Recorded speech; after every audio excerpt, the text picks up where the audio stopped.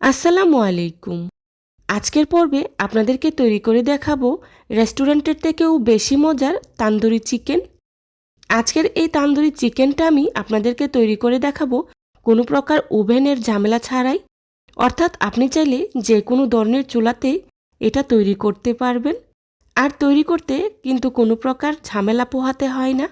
খুব সহজেই চুলায় তৈরি করে নেওয়া যায়। সো কথা না বাড়িয়ে চলুন তাহলে মূল রেসিপিতে।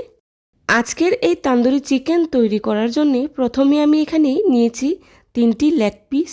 এবার লেগ পিসগুলোকে আমি এভাবে অল্প অল্প করে কেটে নিচ্ছি। এভাবে কেটে নিলে মশলাটা খুব সহজে মাংসের ভিতরে ঢুকে যায়। আমি এখানে লেগ পিস ব্যবহার করেছি, তবে আপনারা আপনাদের পছন্দ অনুযায়ী নিতে পারেন। দেখতে পাচ্ছেন আমি লেগ পিসগুলোকে খুব ভালো করে কেটে নিয়েছি। এখন এক সাইডে রেখে দিচ্ছি। অন্যদিকে একটি মিক্সিং বোলে নিয়ে নিচ্ছি টক দই 2 টেবিল চামচ।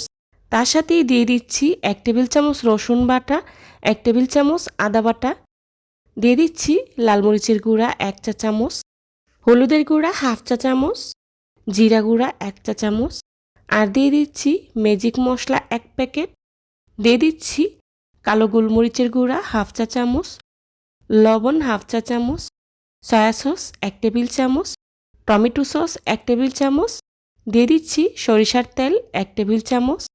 আমি এখানে সামান্য কিছুটা ফুড কালার ব্যবহার করেছি। এটা সম্পূর্ণই অপশনাল, আপনারা চাইলে স্কিপ করতে পারেন। আর দিয়ে দিচ্ছি 1 ফালি লেবুর রস। এখন সবগুলো মশলা আমি একসাথে খুব ভালো করে মাখিয়ে নিচ্ছি। আমি হাতের সাহায্যে খুব ভালো করে মাখিয়ে নিচ্ছি, তবে আপনারা চাইলে চামচের সাহায্যেও মাখিয়ে নিতে পারেন। আমার মশলাগুলো মাখিয়ে নেওয়া হয়ে গিয়েছে। এই পর্যায়ে দিয়ে দিচ্ছি আগে থেকে কেটে রাখা লেগ পিসগুলো। লেগ পিসগুলো দিয়ে মশলার সাথে খুব ভালো করেই মাখিয়ে নিচ্ছি।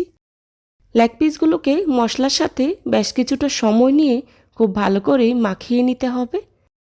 লেগ পিসগুলোর যে কাটা অংশ আছে চেষ্টা করবেন হাত দিয়ে মশলাটা ভিতর পর্যন্ত দিয়ে দিতে, কারণ মশলার সঙ্গে মুরগির মাংসটা যতটা ভালোভাবে ম্যারিনেট করা হবে এর টেস্ট কিন্তু ততটা ভালো আসবে।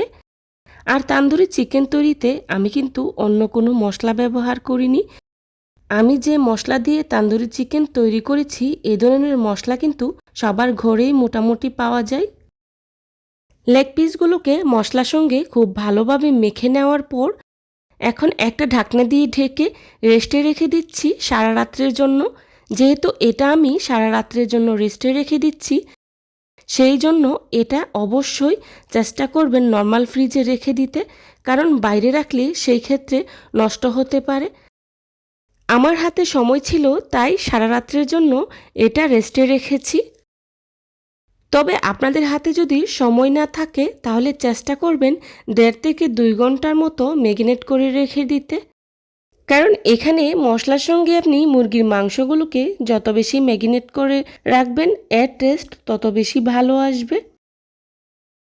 সারা রাত নর্মাল ফ্রিজে রেখে দেওয়ার পর সকাল সকাল আমি এটাকে নর্মাল ফ্রিজ থেকে বের করে নিয়েছি। এখন মশলার সঙ্গে আবারও খুব ভালো করে উল্টে পাল্টে মেখে নিচ্ছি। এখন চলে যাচ্ছি তান্দুরি চিকেন তৈরি করতে। চুলায় প্যান বসিয়ে দিয়ে দিচ্ছি 2 টেবিল চামচ সয়াবিন তেল। তেলটা হালকা গরম হয়ে আসলেই দিয়ে দিচ্ছি আগে থেকে ম্যারিনেট করে রাখা লেগ পিসগুলো। চুলার আঁচটা মিডিয়াম টু লো হিটে রেখে 5 মিনিট ঢেকে দেব। 5 মিনিট রান্না করার পর ঢাকনা উঠিয়ে উল্টে দিচ্ছি। আর তান্দুরি চিকেন তৈরিতে কিন্তু এখানে মুরগির মাংসটা সিদ্ধ করার জন্য এক্সট্রা পানি অ্যাড করতে হবে না। চুলার আঁচটা লোতে রেখে ঢাকনা দিয়ে ঢেকে কিছুক্ষণ রান্না করলেই চিকেনটা সিদ্ধ হয়ে যাবে। লেগ পিসগুলো পুরোপুরি সিদ্ধ হওয়ার আগ পর্যন্ত এভাবে চুলার আঁচটা লোতে রেখে রান্না করে নিতে হবে। লেগ পিসগুলো যখন সিদ্ধ হয়ে যাবে তখন চুলার আঁচটা বাড়িয়ে একটু পুরা করে ভেজে নেব।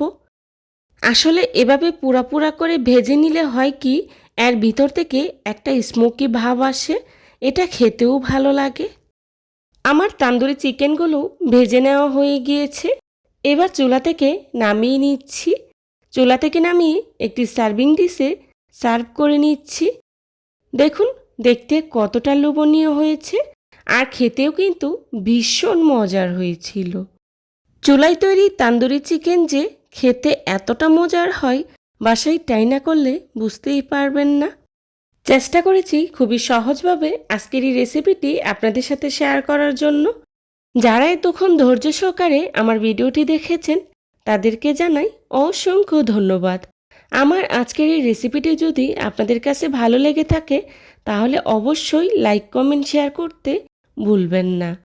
এই ধরনের সব ঘরোয়া এবং মজার মজার রেসিপি পেতে আমার চ্যানেলটি ভিজিট করে আসবেন প্লিজ। আমার পরবর্তী রেসিপি দেখার আমন্ত্রণ জানিয়ে আজকের মতো এখানেই বিদায় নিচ্ছি। সবাই ভালো থাকবেন, সুস্থ থাকবেন। আল্লাহ হাফেজ।